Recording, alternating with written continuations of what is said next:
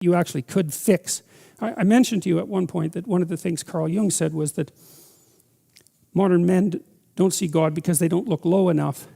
It's a very interesting phrase. And one of the things that I've been promoting, I suppose, online is the idea that you should restrict your attempts to fix things to what's at hand.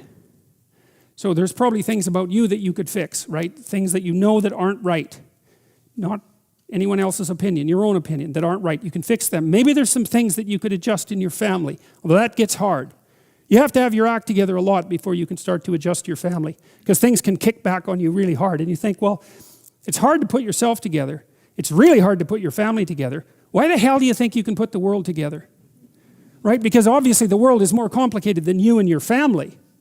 And so if you're stymied in your attempts even to set your own house in order, which of course you are, then you would think that what that would do would be to make you very, very leery about announcing your broad-scale plans for social revolution. Well, it's a peculiar thing, because that isn't how it works, because people are much more likely to announce their plans for broad-scale social revolution than they are to try to set themselves straight or to set their family straight.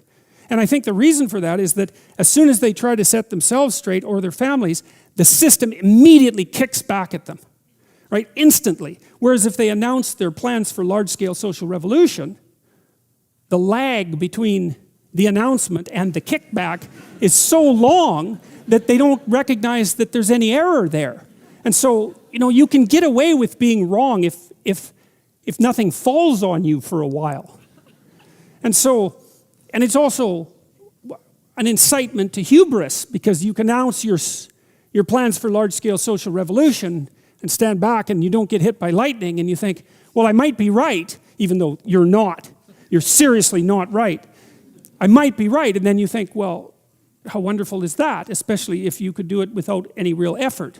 And I really do think, fundamentally, I believe that that's what universities teach students now. That's what they teach them to do. I really believe that. And I think it's absolutely appalling.